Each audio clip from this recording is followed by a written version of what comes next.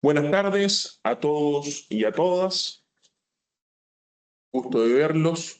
A ustedes la teleplatea o bien llamados cibernautas, que están al otro lado de qué? En esta tarde, al otro lado de la historia.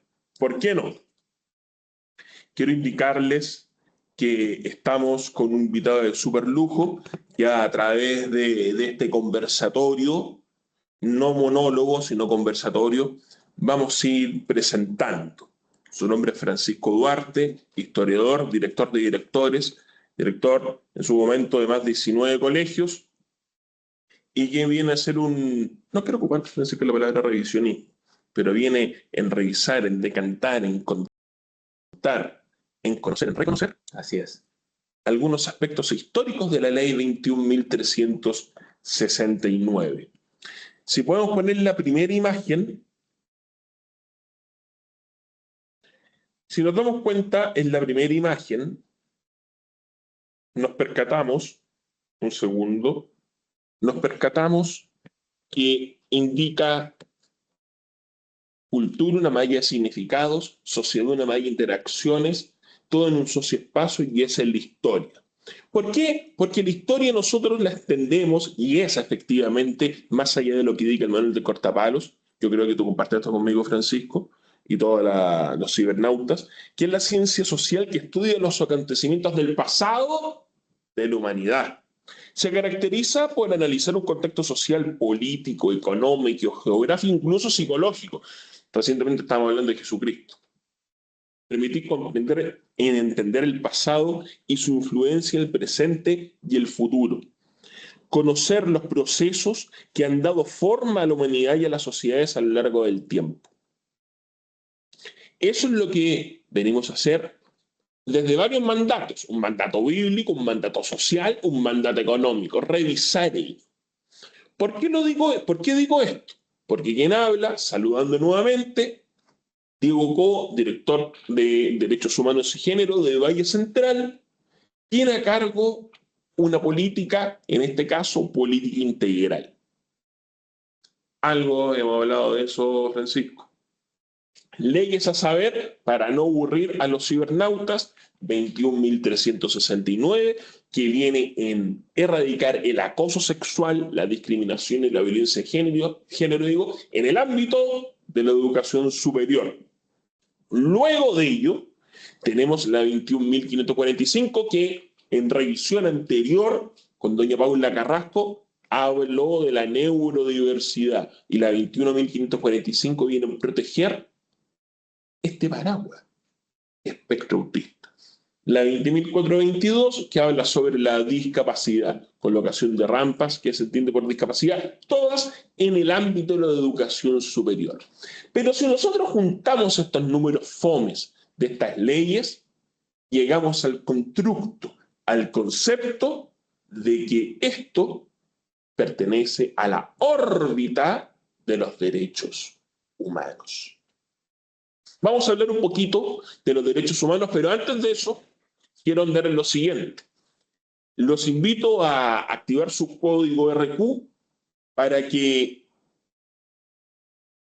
¿Cómo? QR me indica nuestra directora el código para que a través del computador lo pinchen y vayan respondiendo animosamente algunas preguntas que son totalmente anónimas, porque después voy a sacar un informe sobre todo lo que hemos comentado. Nosotros, para hablar de los derechos humanos y hacer una revisión histórica a la luz de la historia y a la luz de la ley 21.369, tenemos que entender que el 15 de septiembre del 2021 se aprueba la ley 21.369. Pero ¿cómo esta cuestión se aprueba de la noche a la mañana? ¿Cómo no hubo ninguna revisión? Te pegaba la palabra revisionismo. No se hace nada. No es que no se haya hecho nada, sino hubo una marcha el 2018, la denominada Marcha del Mayo Feminista, donde distintas mujeres, también hombres, pero mayoritariamente mujeres, dicen lo siguiente: que se acabe la educación sexista, que se acaben, que los líderes sean solamente hombres y mujeres no se visibilicen, que se acabe el concepto de estudiante promedio, que el 7 es para Dios, que el 6 es para que estudió, el 5 es de profesor y el 4 es con suerte para el alumno o estudiante, erradicar la palabra alumno y ahora estudiante, alumno significa sin luz, y propendieron a dejar el lenguaje sexista, a dejar las malas prácticas dentro del aula, entender que esto es bidireccional. Cuestión que vaya central nuestra institución técnico-profesional está a la vanguardia de esto, indicando varias cosas. En primer lugar, un protocolo que lo antecede por una política. Esta política, nos damos cuenta que confluyen varias normativas. Como ya dije, la ley del espectro autista, discapacidad y 21.369 que habla del acoso sexual, discriminación y violencia de género en el ámbito de la educación superior. Ustedes se incorporan al mundo del computador, en la página institucional, está el protocolo, está la política, digo, está el protocolo, está el portal de denuncias. ¿Qué ganamos con eso? Avanzar en una gran palabra transversal, que es la inclusión. Pero cuando nosotros hablamos de inclusión, cuando nosotros hablamos de sana convivencia, cuando nosotros hablamos de acoso sexual, cuando hablamos del homosexualismo, cuando hablamos del travestismo, cuando hablamos de las divergencias sexuales, cuando hablamos del tomboy, del chick tomboy, de las 33 excepciones que Chile encomienda en cuanto a diversidades sexuales, estamos hablando también de tolerancia. ¿Y de qué estamos hablando? De derechos humanos. Cuando nosotros hablamos de derechos humanos, aparecen distintas palabras. ¿Cuáles son estas palabras? Que hacen a la persona universales, inherentes a la condición de persona y dignos. Lo hace digno. Pero quedamos iguales porque, Francisco, te invito al cine. Sí, Francisco. Francisco me dice, sí, vamos al cine. Vamos a esta película. Ah, pero esta película te apuesto que va a hablar de los derechos humanos. Encendemos el aparato, el televisor. Atentado a los derechos humanos, se han vulnerado los derechos humanos. Todos hablamos de derechos humanos, pero ¿qué son los derechos humanos? Porque al decir que afectan a la persona, son universales, son inherentes y hacen a la persona humana, quedamos igual. Atentan a la dignidad, fíjate. Pero se llama el cine, pero es un atentado a la dignidad. ¿Pero qué es la dignidad? Si uno va a la RAE, habla la dignidad como la cualidad de digno, vivienda digna, salario digno. Quedaba igual. Pero una mejor reflexión o acercamiento lo indica mi autor favorito. Te aseguro que tú ya sabes cuál es. El prusiano alemán Emmanuel Kant. No quiero dar la lata, chicos, pero tenemos que entender que dentro de la teoría de las finalidades, también desde ya invitándolos a participar, por ejemplo, algo que tiene precio, se puede poner otra cosa como equivalente. Me regalé la entrada al cine y yo te la pago. Toma, algo equivalente. Aquello que se refiere a las necesidades humanas tiene un precio de mercado. Aquello que, conforme a ciertos gustos, esta corbata, tu chaqueta oliva, tiene un precio efectivo. Pero algo que tiene una condición única, supra, que no tiene un precio sino valor, va a ser la vida. Y eso apunta a la dignidad y eso apunta al derecho humano. ¿Ah? Por eso, todas estas leyes, la 21369, 2422, 21545, que habla del espectro autista, que habla de discapacidad, que habla del acoso sexual, tiene como colofón final los derechos humanos, la dignidad humana, lo que está arriba, o sea, la vida. Por lo mismo, quiero formular una pregunta para que activen su QR y en una palabra me indiquen qué son los derechos humanos. Ahora vamos a ver con el código QR, los invito a participar. En una palabra, ¿qué son los derechos humanos? Es totalmente anónimo.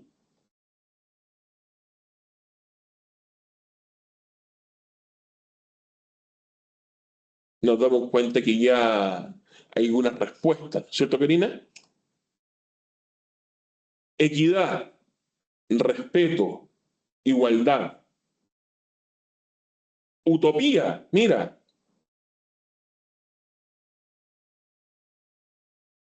¿cómo se llama este autor de Utopía? Thomas More. Thomas More. Thomas More. Thomas More y su libro Utopía. Respeto, equidad, igualdad, utopía. Les recuerdo que esto es totalmente anónimo. Y fíjense que respecto a esto es cierto. Igualdad es un derecho humano, respeto es un derecho humano, la equidad también es un respeto humano, que se confunde mucho con la justicia. Y también la utopía, pero ¿tú crees que la utopía viene a explicar lo que son los derechos humanos, Francisco? No, no. ¿Por qué crees que alguien de los cibernautas escribió utopía? Porque yo creo que al no concretarse, al estar siempre quizás a nivel de discurso, Claro, falta la concreción y se transforma entonces en un espacio sin lugar. un espacio sin lugar. Pero también está, entonces también estaría correcto que nuestro cibernauta haya escrito utopía. Sí, por supuesto. Sí, totalmente anónimo, totalmente anónimo. Bueno, vamos a formular una segunda pregunta.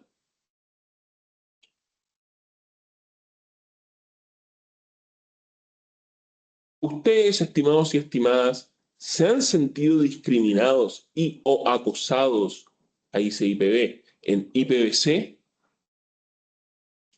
Sí, no sé, no.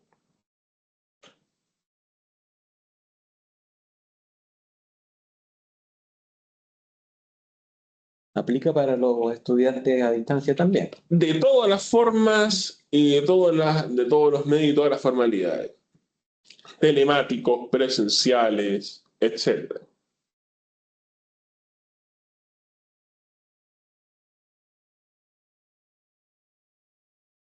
El 100%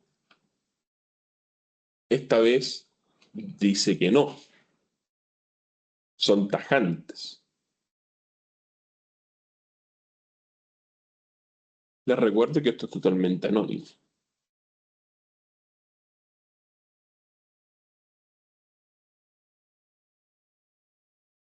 Mira, se va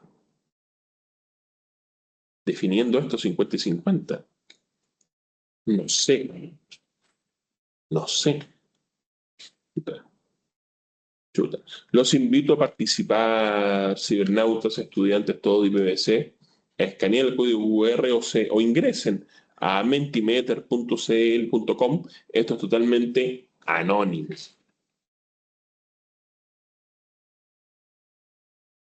El no sé, Francisco, me llama la atención. ¿Ah? ¿Te llama la atención la palabra no sé? Yo creo que en la medida que instancias como esta, que permiten ir socializando lo que es la ley en sí misma o la temática que nosotros estamos tratando, tú vas despejando el no sé, porque vas concretando, digamos, cuál es la problemática real, hacia dónde se está apuntando, y eso permite entonces tomar un ciudadano en democracia, participa cuando está bien informado. Cuando no hay una buena información, uno tiende a no participar. Para este domingo estaremos informados. Eh, Esperemos que sí. Yo voto por Orrego, pero no voy a decir cuál. ¿Ah? Y lo que sí, voto por Orrego. Sí o sí, por Orrego. Vamos a ver por cuál. ¿Ah? Entonces ahí hay una información y desinformación. Cada uno en su foro lo sabrá. Lo importante acá es evangelizar estas tres leyes que confluyen en los derechos humanos. Vamos a pasar a la siguiente pregunta. ¿Creen ustedes, cibernautas, los invito a participar, que hay zonas de riesgo en IPVC? ¿Creen ustedes que hay zonas de riesgo? ¿Qué creen? Interesante definir qué es riesgo. Más que definir, explicar qué es riesgo. ¿Y en qué espacio se ¿Y puede en qué dar? espacio? Bueno, se puede dar de ámbito telemático, Exactamente. Se puede dar en una conversación solitaria en una oficina que no tenga ventana. Se puede dar en la nocturnidad. Yo soy enemigo de lo nocturno, no de noche y más delito, no, no. Si bien es cierto, una agravante ha sido bastante discutida, pero me atrevería a decir que no. Pero, pero igualmente afecta. ¿Mm? Los baños, ciertas horas. Los invito a participar, estudiantes.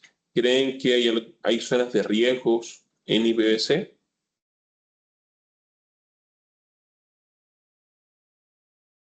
¿Tú crees, Francisco, que hay zonas de riesgo en el ámbito de la educación superior? El ámbito de la educación superior tiene muchas zonas de riesgo. Hoy día, sobre todo con los mecanismos de comunicación que existen y los distintos grupos que se van generando a partir de cuando uno se conoce con otras personas, van generando situaciones de riesgo. La incorporación de la inteligencia artificial para modificar imágenes también genera instancias de riesgo, porque hemos visto que en instituciones de educación se han hecho imágenes de compañeras que se han socializado a partir de inteligencia artificial. Entonces, el mundo de la virtualidad genera espacios de riesgo. Mira, ciberespacio, no, pero en otro lado sí. Siempre hay un riesgo. Saber cómo enfrentar. Nuestra directora de comunicación explicaba que entre más grande la palabra, donde más se repite. Pero la verdad es que aquí están los cuatro equivalentes, el mismo porte. Entonces, ciberespacio, Yo creo que siempre hay un riesgo, es eh, una de las premisas, digamos, que más se puede repetir. O sea, todas las personas vivimos con una sensación de temor y que en definitiva nos permite llegar a que siempre hay un riesgo donde uno se movilice en la ciudad, donde uno hoy día, por ejemplo, salir en la noche en la ciudad, hay como más temor porque hay una sensación de mayor riesgo. Y en los espacios educativos, también yo creo que esa idea de que siempre hay un riesgo está súper presente. claro, claro. Lo invito a participar, pero para volver a presentarte y dar un giro en esta conversación, indicar dos cosas brevemente. En primer lugar, ustedes ya me conocen, siempre soy este suscrito director quien habla en estos conversatorios. No, esto no depende de mí solo, sino también del equipo multidisciplinario que está acá liderado por nuestra directora nacional de comunicaciones, doña Karina Herbosa. También otras personas que siempre nos acompañan, director de emisión y ahora tenemos nuestro invitado. Indicarles que estamos a un clic de distancia. Nadie les puede hacer nada, nadie los puede obligar a denunciar. Eso es parte del foro personal y depende de cada uno. Pero yo estoy a un clic de distancia, tienen mi correo electrónico, saben dónde trabajo, se pueden dirigir conmigo. Aprovechemos la virtualidad. Si quieren una asesoría, si quieren una escucha permanente, si tienen alguna duda, por favor no duden. Tenemos nuestro protocolo, tenemos nuestra política, tenemos nuestro canal de denuncia, tenemos una política integral que permanentemente se está revisando, así que por favor aprovechen los canales, para eso estamos. Cerrando este tema, llegados a este punto, nosotros, ¿qué podemos señalar como columna vertebral de estas tres leyes, de estas cuatro leyes y esta política integral?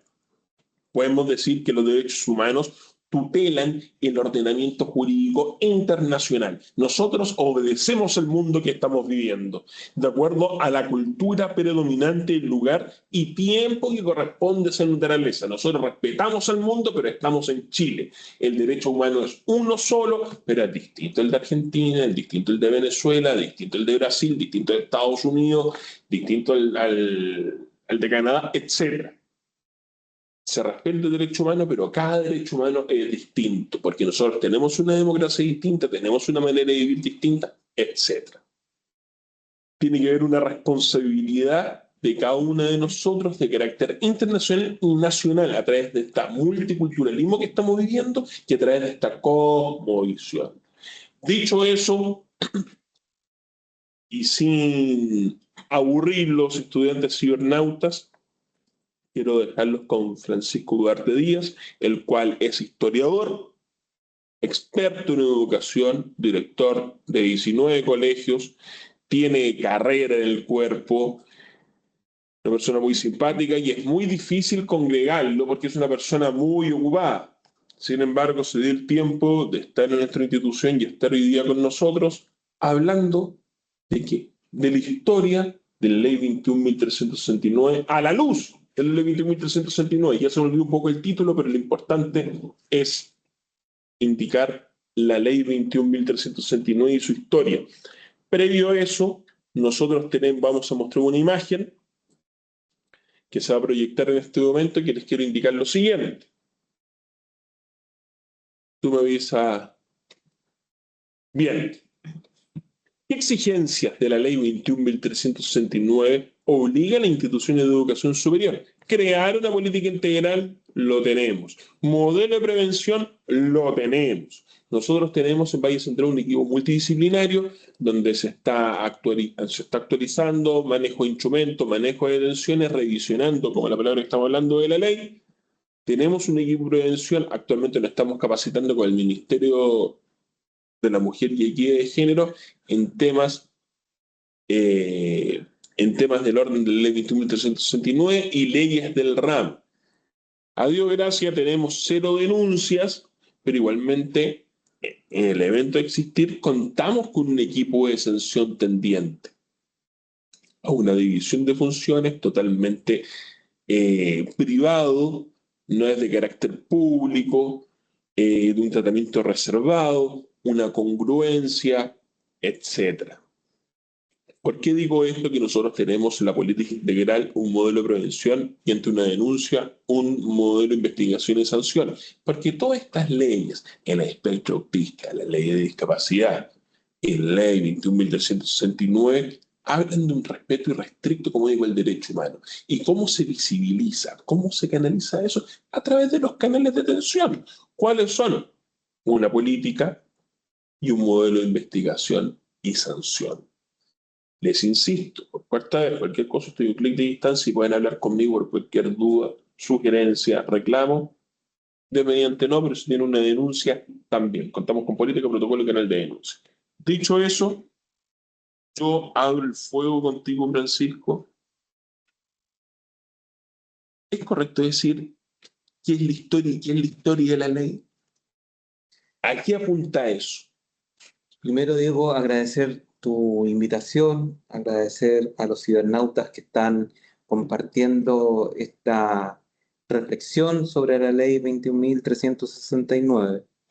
Y frente a tu pregunta sobre la historia y la historia de la ley,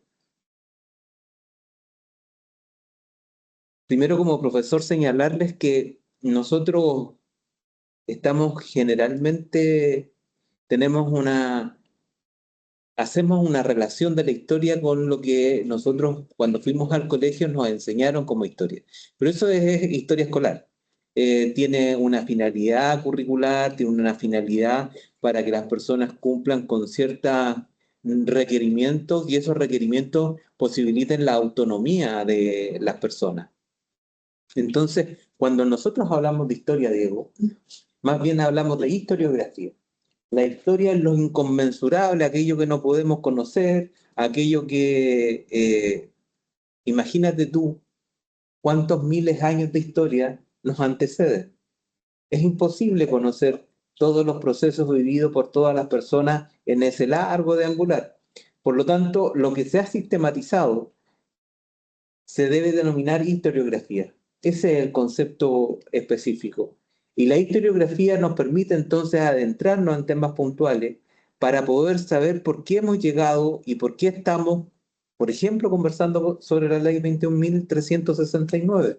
¿Por qué la humanidad, en este caso, por qué los chilenos hemos llegado al convencimiento que dictar una ley de esta naturaleza es positivo para la sociedad, que la hace más justa y la hace mejor, genera mejor convivencia, y si hay mejor convivencia, nosotros somos más felices. Entonces, pero las cosas no resultan en la historia de la nada, sino que forman parte de procesos. Y dentro de eso, a mí me gustaría compartir con los cibernautas unas premisas, unas frases que habitualmente uno en conversaciones que tiene familiares o con amigos en distintos lugares, la escucha en relación a lo que es el pasado. Porque tenemos miradas sobre el pasado y esas miradas sobre el pasado a veces son positivas, a veces son negativas, dependiendo de las circunstancias. Yo te comentaba que, por ejemplo, hoy día, la semana pasada, vimos una situación climática emergente en Valencia, España, que cobró más de 200 muertos, que forma parte de lo que se denomina la emergencia climática. Estamos viviendo la guerra de Rusia con Ucrania, y en la guerra de Rusia con Ucrania, lejos de disminuir la actividad militar en estos días, se ha incrementado la actividad militar. Entonces nosotros tendemos a tener percepciones del tiempo presente y del pasado según las circunstancias que nosotros vivimos.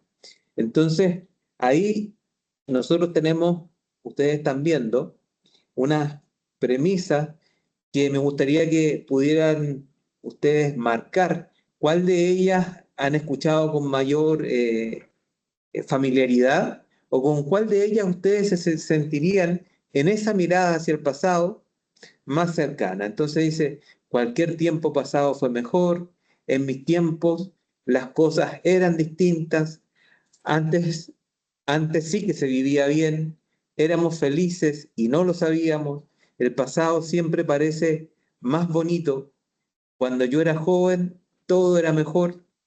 Aquí, aquel era otro mundo. Son frases que ustedes escuchan habitualmente. Nosotros, en las conversaciones que se dan frente a situaciones que parecieran dramáticas en el momento, tendemos a mirar hacia el pasado y decir, ah, no, éramos felices y no lo sabíamos. Cualquier tiempo pasado fue mejor. ¿Por qué, Diego, nosotros nos hacemos estas premisas o decimos estas frases en conversaciones? Porque somos constituidos de razón y emoción. Y nosotros vemos el pasado a partir de estas dos dimensiones, de nuestras emociones y de la razón. Entonces, estas frases tienden a ser, uno le da respuesta a partir de la emoción que ha sentido. Fíjate interesante porque nosotros hemos hecho, yo te escuchaba a ti hacer esta pregunta y siempre se dan distintas respuestas. Mira, 33% empatado, el pasado siempre parece más bonito. Éramos felices y no lo sabíamos. Y anteriormente, cuando era joven, todo era mejor. ¿Te das cuenta cómo va cambiando? Así es, pero primero, todos las hemos escuchado o todos las hemos utilizado. Entonces, esta parte de percepción del pasado responde a nuestras emociones. Yo recuerdo con cariño a mis abuelos, yo recuerdo con cariño a mi papá, yo recuerdo con cariño cuando íbamos de vacaciones, cuando uno era niño, o en este caso si uno ya tiene familia, genera recuerdos. Tú generas el recuerdo los que son papás de tu hijo cuando primera vez dijo papá o dijo mamá, cuando comió por primera vez. Entonces, esos recuerdos, confrontados con realidades duras, uno tiende a utilizar estas frases. Así que me gustaría si ustedes pueden colaborar también y decir con cuál de estas frases te parece Lo invitamos a participar. más identificado. Te invitamos a seguir participando. Mira, Entonces, esto es anónimo, pero yo de inmediato te digo cuál me gusta a mí. ¿cuál te gusta a ti, Diego? Cuando era joven, todo era mejor. Yo me identificaría con éramos felices y no lo sabíamos. Me da porque uno evoca ese pasado, y ese pasado, claro, ese pasado cercano, te genera una emocionalidad que te acerca. Terminada esta fase de estas frases que nosotros estamos viendo, quiero entrar a otro ejercicio que tiene que ver ya no con la emocionalidad, sino con la racionalidad que nosotros vemos al pasado. Entonces, para invitarte a mirar con racionalidad, me gustaría compartir un video para que ustedes puedan reflexionar junto con nosotros sobre cuánto conoces tú de tu propia vida, de tu propia familia, de cómo hemos llegado hasta acá. Entonces, me gustaría ilustrar a través de un video cómo es esta percepción que nosotros tenemos también del pasado. Si tenemos posibilidad de video, estamos intentando conectar y ahí vamos.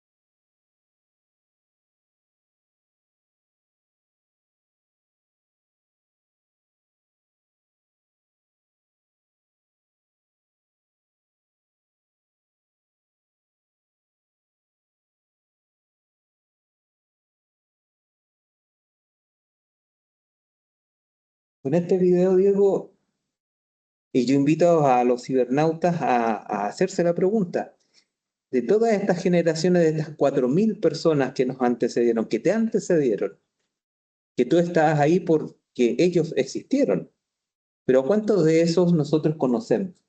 ¿De cuántos sabemos su nombre? Claro, de los padres, de los abuelos, pero ya con los bisabuelos, yo creo que ya empieza a ver, si me sé los 8 nombres, no sé, ahora de 16 tatarabuelos, estoy seguro que ya el porcentaje baja Bajísimo. bajísimo. ¿Qué es lo que queremos? 32 trastarabuelos, Imagínate. 64 pentabuelos, 128 exabuelos, Eso 256 heptabuelos, imagina. Eso es lo que genera, es que nuestra propia historia, mi propia historia familiar, en un momento entra en la oscuridad del tiempo. En la oscuridad de que yo no puedo saber, desconozco quiénes fueron. Lo único 300 años. que recojo o que se mantiene es el tema de mi apellido, de que alguien dice, no, mi familia viene de tal parte, eran De Portugal. de Portugal o migraron de Asia Menor. Hay historias que siempre están ahí, que tú no sabes si son ciertas o no son ciertas. Pero en definitiva, nuestra conciencia de quiénes uno proviene es muy corta. Por lo tanto, ahí surge el tema de la historia, el tema del estudio historiográfico, como un elemento fundamental para entender cómo hemos llegado al presente. Es lógico que uno proviene de familia, pero es imposible conocer toda la historia familiar. Entonces tenemos que disciplinarmente generar ciertas luces en esta oscuridad que nos permitan a nosotros saber y tener certeza de cómo hemos llegado. Entonces, ¿por qué hacíamos este ejercicio de reflexión en torno a cómo hemos llegado al presente? Porque la legislación, las conductas, los valores, la moralidad de las sociedades no han sido siempre las mismas. Hemos ido en un proceso civilizatorio de avance. Hay distintas civilizaciones en el mundo. Nosotros pertenecemos a la denominada civilización cristiana occidental, que tiene su mirada y su construcción valórica de su realidad. Entonces, adentrándonos en el tema que tú me invitas a conversar, Diego, es cómo hemos llegado al convencimiento durante el proceso de la historia, de las vivencias de nuestras familias, a tener que dictar leyes para vivir mejor. Y en este caso, que tienen que ver con los temas de acoso, de abuso, de seguridades que tienen las personas. De derechos humanos. Ojo que sí, aunque no existiera la ley 21.369, no necesariamente con eso van a haber más abusos, sino porque han habido abusos en el ámbito de la educación superior es que aparece esta ley, con paralelo, pero eso no significa que se mantenga a raya o que no hayan habido abuso. Exactamente. Entonces, si bien nosotros, cuando uno se topa, digamos, a diario con personas, pareciera ser que siempre el ser humano o las personas hemos pensado de la misma forma y eso no es así. Las sociedades avanzan en un proceso civilizatorio y van cambiando su manera de pensar y van cambiando la manera de pensar no para vivir peor, sino que para vivir mejor. Pero eso es un proceso que se va cocinando a fuego lento. No es que esto no es cuando uno toma el teléfono y pide algo por comida, por rápido, por cualquier eh, de estas compañías Aplicativo, de digamos. aplicaciones de comida que uno pide y llega en 5 minutos. Los procesos en la sociedad no tienen ese ritmo por más que uno quisiese que fuese así. Nadie quiere vivir en una situación que te genera daño. Todos quisiéramos cambiar esa situación. Entonces, vamos a retroceder un poco en el tiempo y les voy a hablar, por ejemplo, en 1492, si estuviésemos haciendo una clase y yo preguntara qué hecho histórico fundamental pasa en Combate 1492. naval de Iquique, no, Combate naval de Iquique, cero para Diego. No es el combate naval de Iquique, sino que es el descubrimiento de lo que se conoce de distintas formas, encuentro de dos mundos, de descubrimiento de América, pero más allá de el nombre que se señale, yo quería ir a un tema que es más profundo, más simbólico. Cuando llega el europeo a lo que después se denomina continente americano y se encuentra con el mundo indígena, yo quiero compartir con ustedes que no es nosotros, si ustedes viajan hoy día a África, Asia, Europa, no se van a hacer la pregunta de que si esas personas que viven en otros continentes tienen la misma constitución natural nuestra, tienen la misma dignidad nuestra, si tienen la misma, si habita alma en ellos. Pero hace 500 años, cuando se encuentran estas personas que vienen de continentes distintos, existe esta pregunta. ¿Estos indígenas tendrán alma? ¿Estos indígenas tendrán la misma dignidad que tenemos nosotros? son personas. Son personas y comienza entonces una conversación, una discusión teórica sobre el tema. Estamos hablando de 500 años atrás, pero en el ejercicio visual que veíamos, estábamos hablando de 11 generaciones de 4.000 personas que me antecedieron a mí. Por lo tanto, no estamos hablando de algo tampoco que sean de millones de años atrás, sino de que algo relativamente reciente. Y hace 500 años atrás nosotros no teníamos la percepción, o la humanidad o Occidente no tenía la percepción de que todas las personas eran iguales. Entonces, los sacerdotes que llegan a, junto con los conquistadores españoles, comienzan a señalar que en el continente se están dando ciertos abusos. El padre Las Casas escribe sobre la materia, el emperador Carlos V lo envía a buscar a España y comienza toda una discusión sobre esos temas. La legislación española desde ese tiempo señala que todos somos iguales, pero tú, Diego, me puedes decir, bueno, pero la ley puede decir muchas cosas, distinto era la realidad.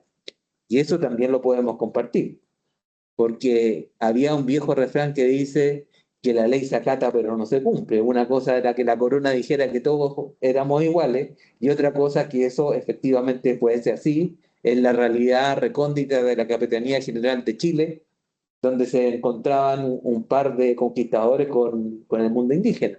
No siempre, hasta el día de hoy, existiendo legislación, no siempre en los trabajos la legislación se cumple. Por lo tanto, situaciones arbitrarias han existido Siempre. y van a seguir existiendo, y nosotros lo que tenemos que ir es corrigiendo. Pero Por eso la ley no es el único freno, por eso la ley no es el único porque hay que estar freno. convencido. Yo a ti, Exactamente. Francisco, no te conozco, te reconozco. Yo a Exactamente. ti, Francisco, no te miro, te admiro. Al Exactamente. cibernauta no lo conozco, lo reconozco. ¿Quién está atrás de esta conversatorio de nuestra cámara? No la conozco, sino la reconozco. No la miro, sino la admiro.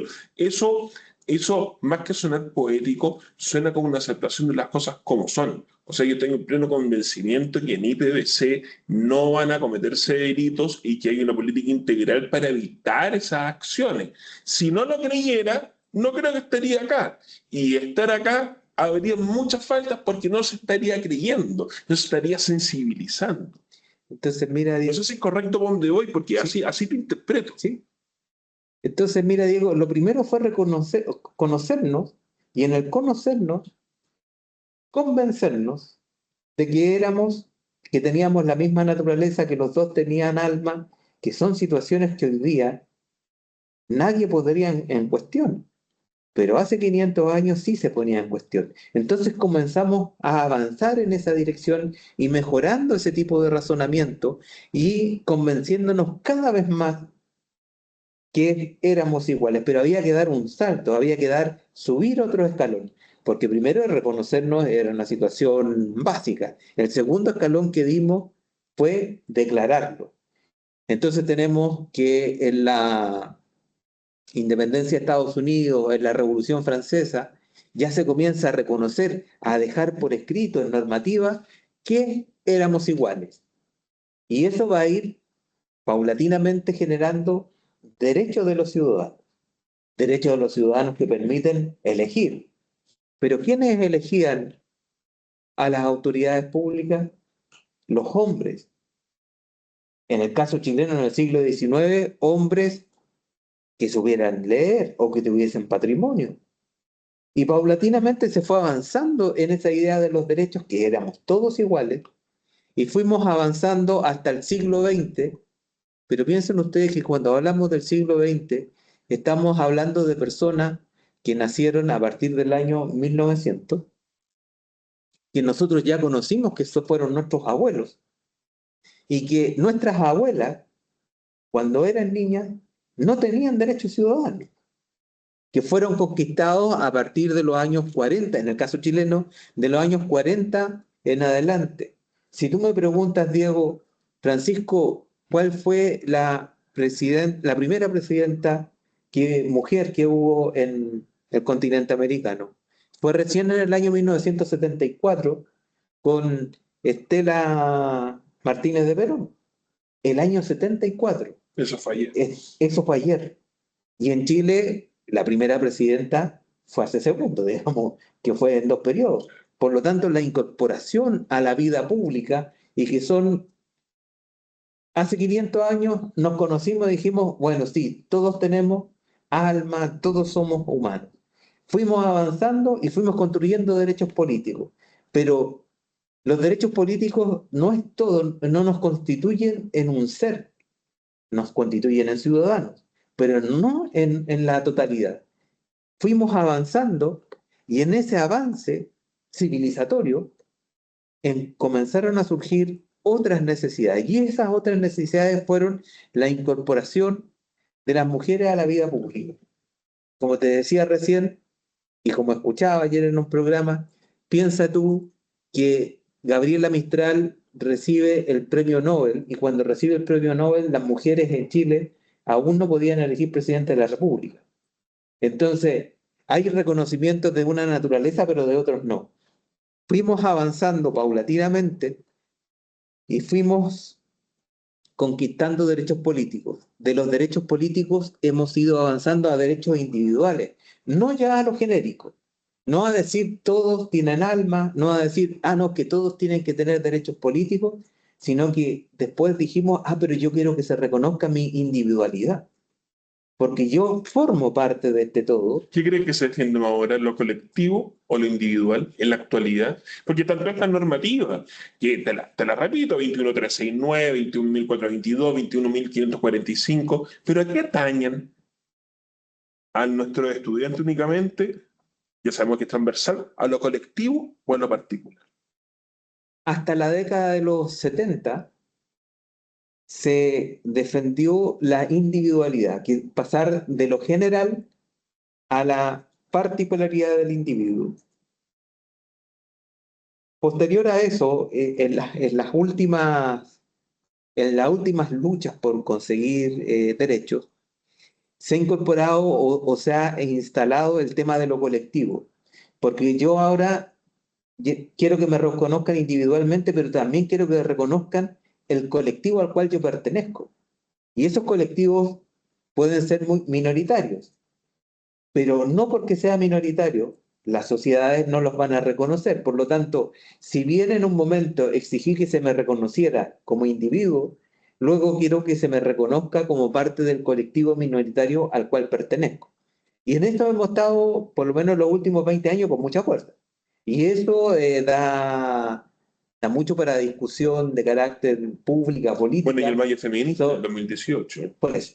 Y que se busca, digamos, todas las minorías que se derriben de una vez por todas ya con mayor celeridad, porque cuando yo te digo 500 años, que en el proceso histórico no es mucho, pero nosotros no vivimos 500 años.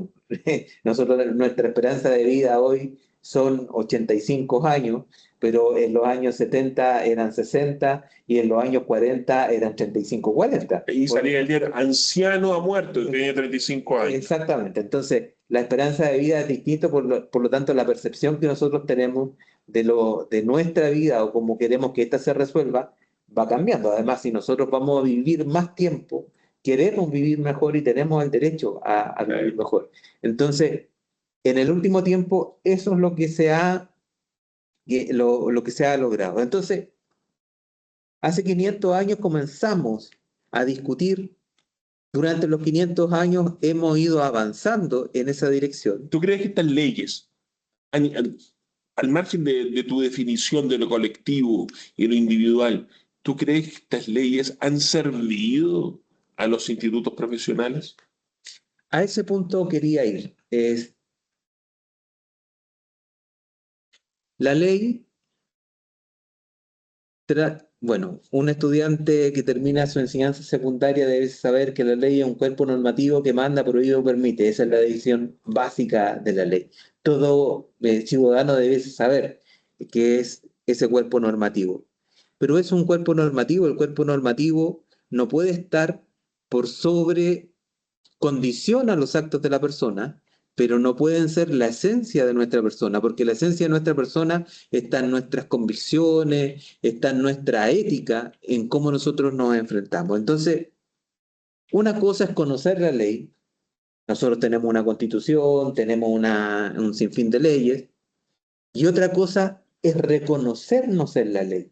Y cuando uno dice, yo me reconozco en la ley porque considero que ese cuerpo normativo me hace sentido a mi forma de ser, a mi ética. La ética es como yo me enfrento al mundo, cómo me hace tomar decisiones al mundo. Entonces, si bien existe una legislación que busca que en las instituciones de educación superior erradicar actos que son de por sí reprochables, pero no porque exista solamente la ley, eso se va a corregir, se puede sancionar. La ley sanciona si es que uno no la cumple. Pero lo importante es que nosotros reflexionemos en torno a cómo yo efectivamente colaboro para que esta ley sea una realidad, reconocerme en lo que ella señala. Entonces, cuando nosotros hablamos de acoso sexual en los espacios de institución de educación superior o los espacios laborales, ¿qué es lo que es importante? ¿Que mi conducta está determinada porque existe una ley que me sanciona? ¿O mi conducta es porque yo tengo un convencimiento de que todos somos iguales, de que debemos actuar con dignidad y con respeto con el otro? ¿Cómo entonces yo puedo, Diego, hacer que eso se haga realidad? Entonces, cuando yo converso con un compañero de trabajo, cuando yo converso con una compañera de curso, cuando yo converso con un profesor, con una profesora, lo hago a partir del convencimiento de la dignidad del otro, del respeto de la dignidad del otro, y no estar teniendo relaciones de carácter social siempre, como dirían, con una doble intencionalidad. Por eso, en ese convencimiento más llano, estoy convencido que cualquiera de nuestros ciberestudiantes nos va a hacer alguna consulta. Abrimos el micrófono Si quieren hacer alguna pregunta, comentario, reflexión, por favor, para ir ya cerrando este conversatorio. Si tienen alguna duda, el micrófono es abierto y es suyo, alguna reflexión, algo que quieran comentar. Los escuchamos. Ahí alguien Buenas habla. tardes, Buenas tardes, ¿cuál es su profesor, buenas nombre? tardes. Marcelo Barriga, mire, lo que pasa es que me quedé con la frase. Don Marcelo Barriga, se le saluda formalmente. Gracias, Cuente. profesor. Quedé con lo que partimos en la clase con el señor profesor, el señor historiador, de la frase, y creo que a mí me identificó el pasado siempre parece más bonito, pero es por lo que, en parte por lo que usted explicó durante el momento que ahora me quedó más claro, porque uno ya lo vivió, entonces se ve más bonito para atrás, que ya lo vivió, ya sabe lo que es, pero en este caso, más los jóvenes, más que yo, se ve más hacia adelante, más complicado, por lo mismo que usted dice, por la aceptación, me irán a aceptar como soy, eh, será necesaria una ley que me proteja si no la cumple, por eso, por lo que yo he conversado con otros que están aquí alrededor, que no quieren hablar, pero están escuchando, entonces esa era esa frase. Y segundo, los espacios que usted dice, estos son necesarios, estos espacios. ¿Para qué? Para que el que se sienta con alguna cosa, con algún miedo, tenga el espacio para poder hacer la denuncia, porque como dice usted, existe la ley, y la ley existe para eso, para que se cumpla. Gracias, profesor. Efectivamente, efectivamente, estoy en condiciones de decir gracias, señor Barriga. Pero si digo gracias, señor Barriga, me hace la remembranza antaño del Chavo del Ocho. ¿Ah? Así que gracias, don Marcelo. Lo escuchamos atentamente. Y esa reflexión es muy necesaria porque aquí se identificó que el pasado era mejor que el futuro. Entonces, El futuro siempre, el futuro de la humanidad siempre es mejor, en la medida que nosotros somos conscientes y actuamos conscientes de nuestro accionar. Nosotros, por lo menos yo, los estudiantes son jóvenes.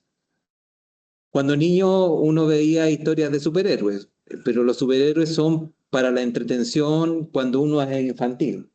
Pero la vida no está llena de superhéroes. La vida es construida por personas normales, de carne y hueso, que muchas veces se transforman, podemos ser héroes y villanos en una misma jornada. En un conflicto militar, en un día tú puedes salvar a un compañero y en la noche se puede bombardear una villa de civiles.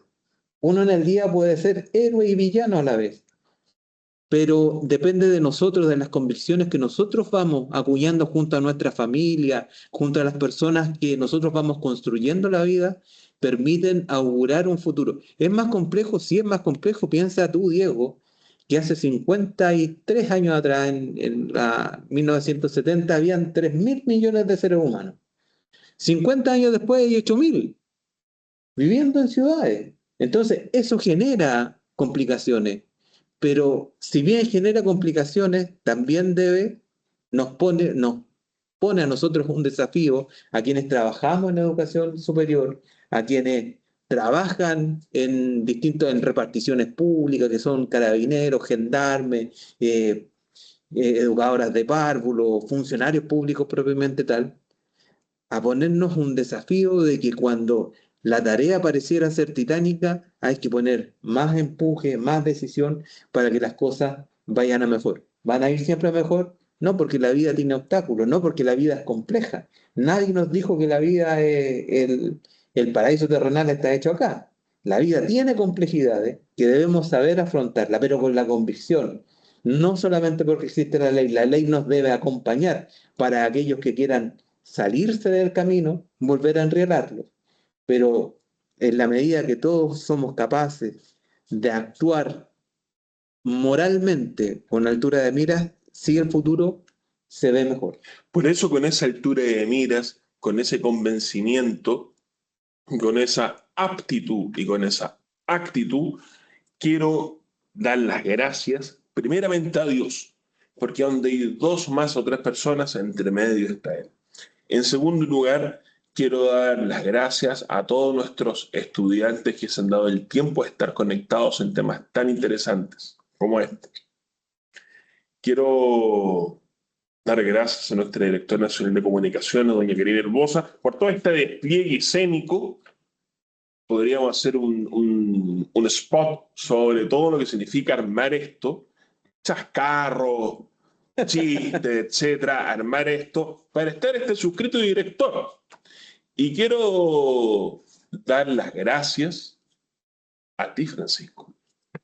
Lo digo públicamente porque es una persona muy ocupada, eres un hombre de la alta esfera en el ámbito de la educación y te ha dado un tiempo para estar con nosotros. Quiero insistir y reinsistir y recontrainsistir, don Marcelo Barriga, y a todos los que están conectados, que estamos a un clic de distancia. Estamos a un clic de distancia y ustedes me pueden buscar a través de todos los canales. Tienen mi correo electrónico, tienen mi anexo, etcétera, para cualquier sugerencia, comentario, consulta. Ojalá que no denuncia, pero bueno, si es también denuncia. Tenemos nuestro portal habilitado, tenemos la privacidad correspondiente, tenemos el principio de congruencia, tenemos el principio de reserva de datos, tenemos nuestra política y protocolo. Por favor, tenemos una política integral donde trata la ley 21.369, 20.422 y la 21.545, que habla de todas estas cosas, que habla, a saber, de el acoso sexual, la discriminación, violencia de género, de las diversidades sexuales, del espectro autista, de la sana convivencia y de inclusión de los discapacitados. Y esto es transversal. Esto es para usted, para mí, para el señor de la portería, para nuestra máxima autoridad, para todas las autoridades. Así que, bueno, nuevamente darle las gracias a nuestros estudiantes, que nos debemos a ellos, y darte las gracias a ti nuevamente, Francisco, por tu tiempo, por tu espacio. Los dejo cordialmente invitados para este otro mes, para hablar de temas tan históricos como este. Buenas tardes, muchas gracias. Buenas tardes, adiós. Un gusto. Buenas tardes, profesores, muchas gracias. Gracias a ti, Marcelo, por tu convocatoria. Gracias a todos. Nos dan las gracias por los símbolos que usted da, que son importantes. La bandera chilena atrás, invocar a Dios y tener un gran amigo al lado siempre es bueno. Siempre es bueno. Se agradece. Que tenga buenas tardes. Me emocionan tus palabras. Gracias. Gracias, don Marcelo. Hasta luego. Gracias. Qué lindo.